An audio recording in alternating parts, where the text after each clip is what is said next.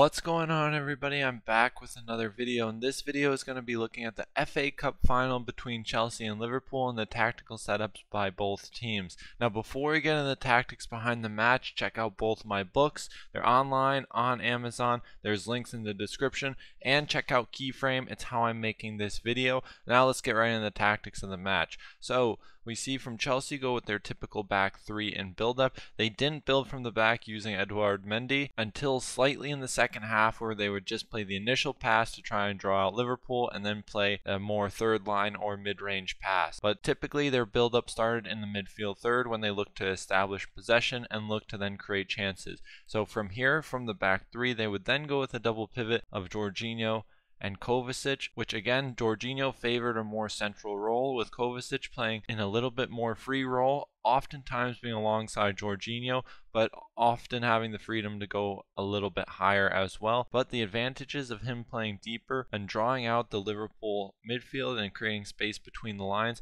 was quite apparent early on. So early on in the match, when Liverpool pressed more aggressively in about the first 15 or 20 minutes, Liverpool would often send both of their eights to then go and press the Chelsea double pivot, allowing then Mane to then be free, still being cautious of his cover shadow, but having extra support in these first line passage, leaving Henderson a little bit more exposed. But with the intensity and aggression in the first 15 minutes of the match, they were able to get away with this and create solid transitions to then try and correlate to dangerous chances. This often made it very hard for Chelsea to build out from the back. The space was often with the wing backs of Chelsea, especially on the weak side, because of the very man-oriented eights from Liverpool in the first segment of the match. It often left the wing back the player who was free, because Trent Alexander-Arnold would then invert and go a little bit higher to then deal with a Mason Mount between the lines or Christian Pulisic. Now, as we move forward through the match, we see typical tendencies that are common with Chelsea,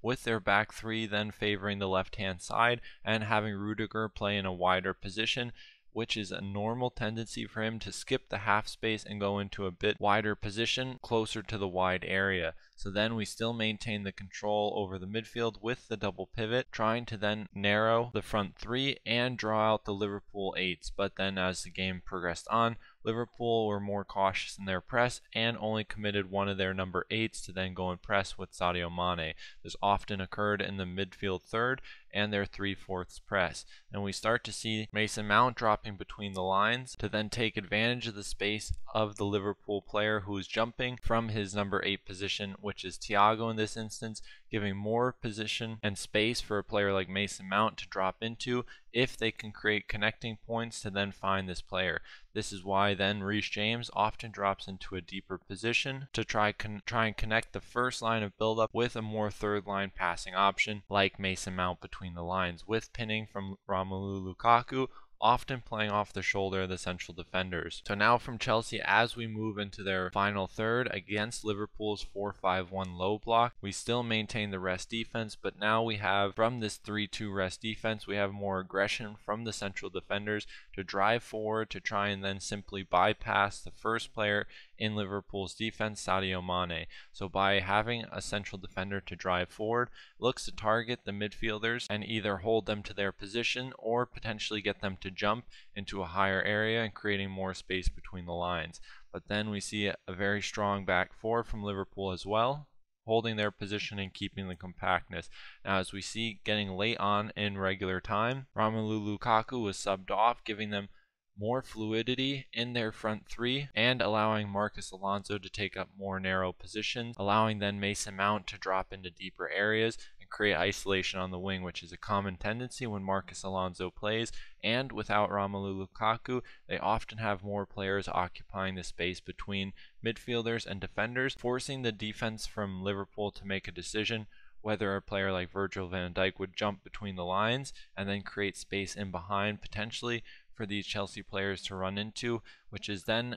advantageous for when they go through Reece James and create early crossing situations. Now, with Liverpool in possession of the ball in their first initial build-up, it's important to note that with the absence of Fabinho, their midfield saw a little bit more fluidity and a little less structure, because Fabinho is really the anchor as the central pivot in the midfield. So now with Thiago and Henderson filling this void, it gives them a little more movement in the center midfield, allowing then Naby Keita to then have more fluidity as well, with Salah going off, forcing Naby Keita to play in a little bit different role, with then Jota on the right hand side, who likes to then cut in more and play between the lines, forcing Naby Keita to then drop deeper on the outside if Trent Alexander-Arnold play in his deep line playmaker role. But this was all against the 5-4-1 from Chelsea that didn't press very high and started their line of pressure in and around the midfield third. And by playing a bit deeper, especially initially from Liverpool in their build-up with their back four, it tried to bait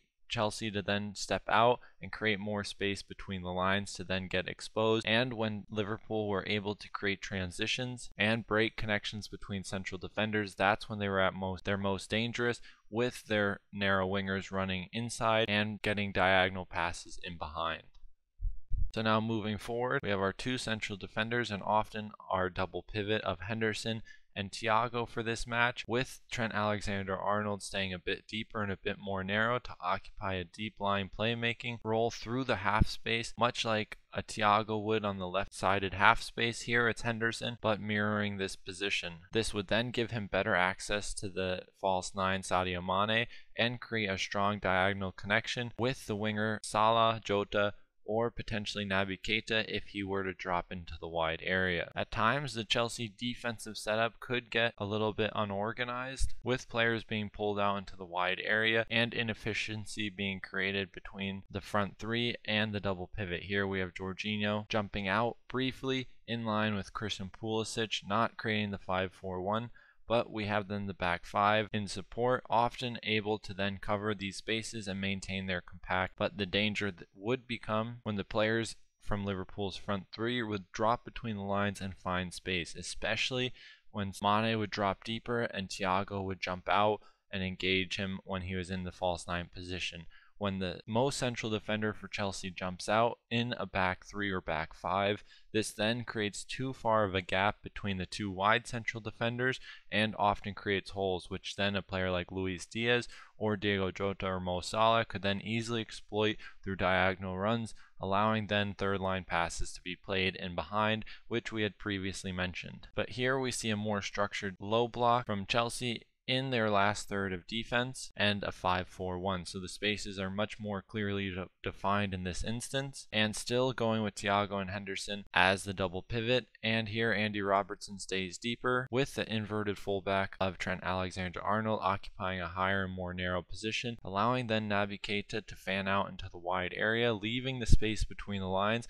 and allowing for then the Liverpool front three or four players to then occupy this space and try and then bait or pin the defenders to jump out or hold their position. So when Naby Keita would fan out wide, would often be in the blind spot of the wide midfielders of Chelsea, allowing then a player like Naby Keita to become free and with time and space to then drive forward because of the pinning done by Trent Alexander-Arnold. This would then put him in a good position to then enter the final third and get access to the penalty area to create a goal scoring opportunity. And this is where we're going to wrap up the analysis. I hope you guys enjoyed it, and I'll see you in the next one.